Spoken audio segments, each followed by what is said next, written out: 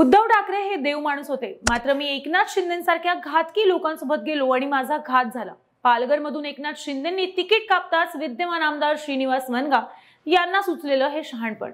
गुवाहाटीला जाताना माझ्याबरोबर येणाऱ्या कोणत्याही आमदाराचं तिकीट कापणार नाही, सर्वांना उमेदवारी देणार आणि निवडून आणण्याची जबाबदारी ही माझी असेल, असा शब्द एकनाथ शिंदेंनी दिला होता। मात्र त्यांनी त्यांचा शब्द पाळलेला नाहीये। मी प्रामाणिकपणे काम केलं, त्याचं मला हे फळ मिळालं काय, असा सवाल करताना श्रीनिवास वनगा भर मीडिया समोर अगदी धाय मोकळून रडले सुद्धा।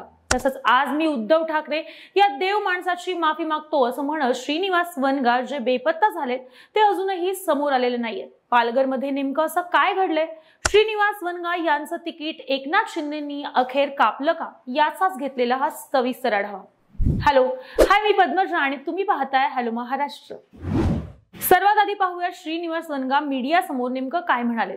तर या जगात प्रामाणिक लोक कुणालाच नको आहेत। चोरी रबाडी करणारेच लोक सर्वांना प्रिय झालेत। माझी उमेदवारी नाकारल्यानंतर कुणाचाही मला फोन आलेला नाहीये। मला डहाणूमधून उमेदवारी देतो असा शब्द दिला गेला होता, पण तिथूनही मला तिकीट दिलेलं नाहीये। राजकारणात शब्द पाळणारे लोक फार मोजके असतात। नरेश मस्के, श्रीकांत शिंदे, रवींद्र फाटक यांनी प्लॅनिंग करून माझं तिकीट कापलंय। त्यांना प्रामाणिक माणसं नको आहेत, लबाडी चोरी करणारा माणूस त्यांना प्रिय आहे, असं म्हणत श्रीनिवास वनगा यांनी नाराजी व्यक्त केली। उद्धव ठाकरे खरं तर देव माणूस आहेत। उद्धव ठाकरेंमुळेच मी पालघरचा आमदार झालो। वडिलांच्या निधनानंतर त्यांनी मला आणि माझ्या कुटुंबाला मोठा आधार दिला होता। मात्र त्या देव माणसाला सोडून मी घातकी माणसांसोबत गेलो आणि माझा घात झाला। बंड करताना मला शब्द दिला होता की कोणत्याही आमदाराचं तिकीट कापणार नाही, आणि आज आमची ही अवस्था झाली। मला उद्धवजींची माफी मागायची, पण आता कोणत्या तोंडाने मी मातोश्रीवर जाऊ, त्यांना मी काय सांगू, असं सांगत वनगा मीडिया समोर ढसाढसा रडले सुद्धा। त्यानंतर आता ते बेपत्ता झालेत आणि त्यांचा मोबाईल सुद्धा सध्या बंद लागतोय। तर आता आपण जाणून घेऊया श्रीनिवास वनगा यांचं तिकीट एकनाथ शिंदेंनी अखेर कापलं का, आणि पालघर मतदारसंघाची राजकीय परिस्थिती कशी आहे। तर अनुसूचित जमाती एसटीच्या उमेदवारांसाठी राखीव असलेला असा पालघर मतदारसंघ सुरुवातीपासूनच हा शिवसेनेचा बालेकिल्ला राहिलाय।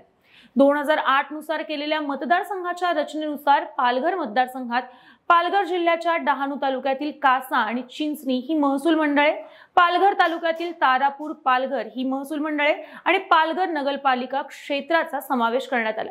मागील 10 वर्षांपासून या ठिकाणी शिवसेनेचा हा आमदार निवडून येतोय। 2014च्या विधानसभा निवडणुकीत कृष्णा अर्जुन घोडे हे आमदार होते, तर त्यानंतर 2019 मध्ये श्रीनिवास वनगा हे आमदार झाले। 2019च्या विधानसभेत पालघरमध्ये चौरंगी लढत झाली, त्यावेळी श्रीनिवास वनगा यांना 68,040 मतं मिळाली, तर त्यांच्या विरोधात काँग्रेसच्या योगेश नाम यांना 27,735 मतं, महाराष्ट्र नवनिर्माण सेनेचे उमेश गोवारी यांना 12,819 मतं, तर वंचित बहुजन आघाडीचे विराज गडक यांना 11,469 मतं मिळाली।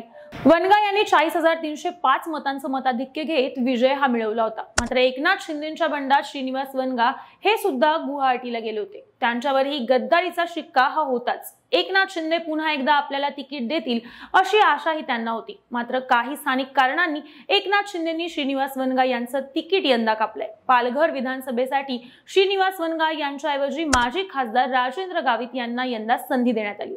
श्रीनिवास वनगा यांना उमेदवारी नाकारताना निवडून येण्याची क्षमता नसल्याचं, तसंच सर्वेक्षणात नकारात्मक निकाल मिळाल्याचं कारण त्यांना पक्षाच्या वरिष्ठ मंडळींकडून सांगण्यात आले। अशावेळी भाजपमधून शिंदे गटात प्रवेश देऊन राजेंद्र गावित यांना यंदा उमेदवारी ही देण्यात आली। खरं तर शिवसेनेत फूट पडल्यापासून श्रीनिवास वनगा हे एकनाथ शिंदेंसोबत राहिलेत। शिंदेंनी आपल्या सर्व विद्यमान आमदारांचं तिकीट कायम ठेवल्यानं श्रीनिवास वनगा यांनीही आमदारकी शाबूत राहील असं बोललं जात होतं।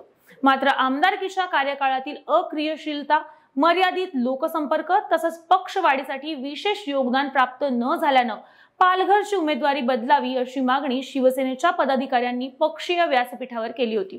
त्यांच्याऐवजी जिल्हा परिषदेच्या माजी अध्यक्ष वैदेही वाडान तसंच माजी खासदार राजेंद्र गावित यांची नावं ही चर्चेला आली होती। मात्र राजेंद्र गावित यांचा लोकसंपर्क आणि त्यांच्या उमेदवारीला शिवसेना जिल्हा प्रमुख तसंच भाजपाचे जिल्हा प्रमुख यांनीही पाठिंबा दर्शवल्यामुळे त्यांना यंदा उमेदवारी जाहीर करण्यात आल्याचं बोललं जात आहे। राजेंद्र गावित यांना पक्षप्रवेश देण्यापूर्वी श्रीनिवास वनगा यांची मुख्यमंत्री एकनाथ शिंदे यांच्यासोबत 2 दिवसांपूर्वी प्रदीर्घ चर्चा सुद्धा झालेली होती। त्यावेळी डहाणू मतदारसंघात भाजपातर्फे उमेदवारी देण्याचं आश्वासन त्यांना देण्यात आलेलं होतं। मात्र डहाणूची उमेदवारी भाजपाने विनोद मेडा यांना दिल्यानंतर श्रीनिवास वनगा यांच्या भावनांचा बांध फुटला आणि ते डिप्रेशनमध्ये गेले। घरात कोणालाही न सांगता ते गायब झाले। श्रीनिवास वनगा यांचे दोन्ही फोन सुद्धा बंद आहेत। 12 तास उलटून गेले तरीही ते घरी आलेले नाहीयेत। तसंच त्यांनी कोणाशीही संपर्क सुद्धा साधलेला नाहीये। त्यामुळे श्रीनिवास वनगा यांच्या कुटुंबियांची चिंता आणखी वाढली। श्रीनिवास वनगा यांच्या मनात आत्महत्येचा विचार सुद्धा होता अशी माहिती त्यांच्या पत्नीने दिल्यानंतर आता आणखी खळबळ उडाली। दुसरीकडे या एकूण सर्व प्रकरणानंतर उद्धव ठाकरेंनी तातडीने जिल्हाप्रमुख पंकज देशमुख यांना श्रीनिवास वनगा यांच्या भेटीसाठी त्यांच्या घरी सुद्धा पाठवलं। परंतु पंकज देशमुख आणि श्रीनिवास वनगा यांची भेट ही होऊ शकलेली नाहीये। श्रीनिवास वनगा यांच्या संदर्भातील बातम्या पाहून उद्धव ठाकरे हे व्यथित झालेत। उद्धव ठाकरे यांनी विद्यमान आमदाराला बसवून श्रीनिवास वनगा यांना आमदार केलेलं होतं। आदित्य ठाकरेंना जसं ते वागवतात त्याप्रमाणे उद्धव ठाकरे इतर सर्व शिवसैनिकांना वागवतात। त्यामुळे उद्धव ठाकरेंनी काळजीपोटी विचारपूस करून येण्यास सांगितलेलं होतं असं यावेळी पंकज देशमुख यांनी सांगितलंय। श्रीनिवास वनगा हे अजूनही गायब असून ते कधी सर्वांसमोर येणार हे त्यांनाच माहिती आहे। मात्र या सर्व घटनेमुळे मुख्यमंत्री एकनाथ शिंदे यांची मात्र चहूबाजूंनी नाचक्की झाली। श्रीनिवास वनगा आता कोणती भूमिका घेणार याकडे सर्वांचं लक्ष लागले।